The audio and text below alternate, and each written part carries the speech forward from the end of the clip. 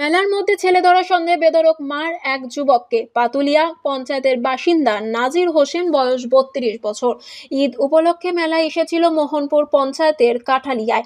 মেলায় ঘোরাঘুরি করার সময় সেখানে কয়েকজন যুবক তাকে ঘিরে ধরে এবং বলে, তুই এলাকার বাচ্চা চুরি করতে এসেছিস।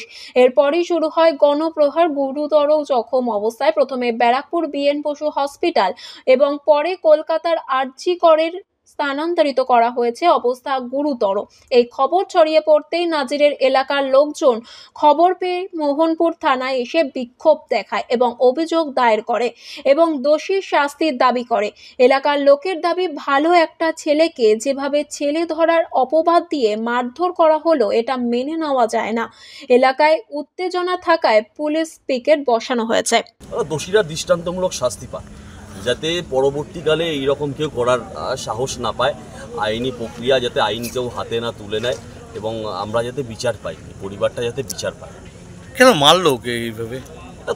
তদন্তের বিষয়, পুলিশ তদন্ত করে দেখুক। আমরাও খুব দ্বন্দ্বে আছি, এরকম একটা ভালো ছেলেকে, নিরীহ ছেলেকে কেন মারলো। একদমই আমার মনে হচ্ছে উদ্দেশ্য প্রণোদিত হবে, কোনো কি আছে না আছে যাই না, বা পুলিশ তদন্ত করুক। খবর সূত্রে অন্য কিছু শোনা যাচ্ছে, সেটা কি আপনি মান্যতা দিচ্ছেন? আমি দুটো তিনটে গুজব শোনা যাচ্ছে যে বাচ্চা বা চুরি করার একটা বিষয়। এটা হতে পারে না, কারণ ছেলেটাকে সবাই চেনে, পাড়ার ছেলে, ভালো ছেলে। ওকে যে চেনে না এরকম বিষয় না, ওকে সবাই চেনে। তো এটা ভিত্তিহীন অভিযোগ।